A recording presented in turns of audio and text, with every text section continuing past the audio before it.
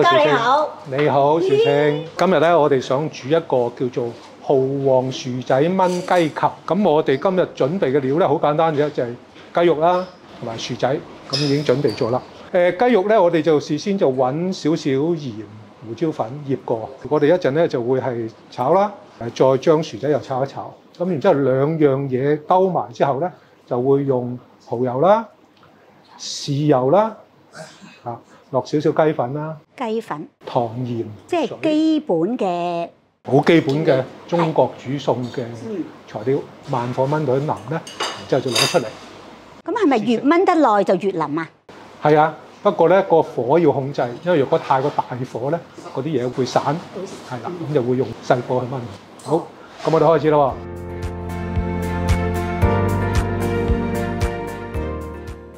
咁就雞肉咧，我頭先講我哋已經醃咗噶啦。咁我哋而家咧就將啲雞肉咧擺落去炒一炒佢。啲雞肉要醃幾耐咧？通常雞肉咧就醃半個鐘頭至1個鐘頭。咁啊有啲人咧就中意醃佢過夜，等佢入味一啲㗎。今次裏邊咧，我哋其實1個鐘頭之前咧就已經醃咗噶啦。將佢炒一炒，等佢兩邊有少少熟熟地咧，咁我哋就再炒埋啲薯仔，咁然之後就落料啦。咁我哋用蠔油，主要咧因為蠔油咧比較惹味，個色咧又深一啲，咁炆出嚟啲嘢咧唔單止好味，個睇起上嚟咧個樣都好睇啲嘅。呢啲係雪藏雞啊，抑或係新鮮雞啊？有冇分別咧？今日我哋買呢個咧就新鮮雞嚟嘅，咁但係平時咧用雪雞啊或者雪雞扒都可以，都 OK 嘅，都可以嘅。若果雪嘅嘢就喺雪櫃攞出嚟咧，就喺室溫裏邊擺一段時間啦，等佢係回復翻嗰個室溫嘅溫度，咁先至煮。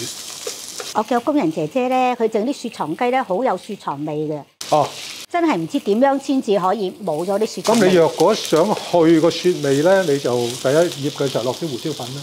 胡椒粉。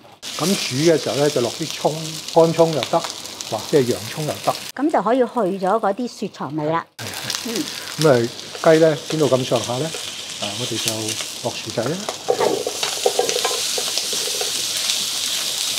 啲薯仔切咁大嚿就係啱個 size 噶啦。呢個係正常餐嘅做法，即係俾一般人食嘅。咁但係若果係將來整好咗之後，想俾啲係吞嚥有困難嘅人食咧，我哋就可以將佢係第一就炆腍啲啦，第二就係研碎佢，或者係甚至將佢打腍佢，係啦，整成糊仔嚇。咁我哋將啲雞兜起佢先，如果唔係啲雞咧就會煮得太耐。一哥，你平時喺屋企都成日煮嘢食㗎嗬？家常飯都係我煮嘅。哇，好厲害！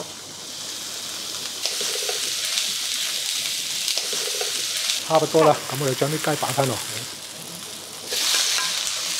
蠔油喺呢度啦。係。我哋先落2羹蠔油啦，慢慢嚟。哇！我哋有少少生抽啦，我哋落少少糖啦，調一調味啦。係。但係先頭你話啲雞咪已經係醃咗嘅咯。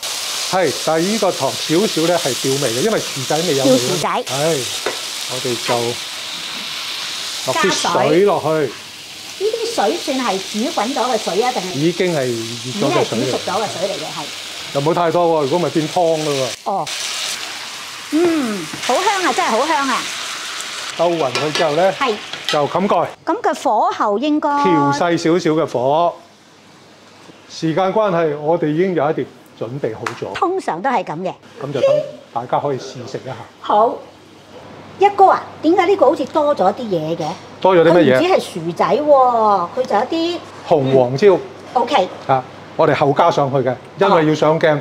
擺落去好睇啲，係啦。咁啊試食之前咧，我哋揾人試一試嗰個軟硬度。我哋有個專家係言語治療師阿 Ken， 係咪適合嗰啲吞嚥有困難嘅人食咧？Ken 哥，你試一試。咁我哋咧頭先咧，我哋就係話你上次話你話嗰個名好長嗰個咧，國際吞嚥障礙飲食標準 IDDSI 裏邊咧，其實入邊有啲測試方法嘅。咁本身咧，佢就係咧俾屋企人啊，俾院舍嘅同事咧，好簡易咁樣可以測試到啲食物到底係咩嘅等級咯。咁所以咧，佢用嘅工具咧都好簡單嘅啫。都係叉、匙羹啊嗰啲，基本上就可以㗎啦。咁所以咧，呢一個咧，例如咧，我哋咧試下個雞咁樣啦。咁我哋咧擺喺度啦。咁然之後咧，佢咧就可以咧用隻叉啦，睇下咧可唔可以咧將呢個食物咧切開到一半啦。咁你見佢咧，佢一切開咧，基本上咧已經係斷開咗一半啦。咁呢個咧，我哋叫做等級7 EC， 即係容易咀嚼啦。7級。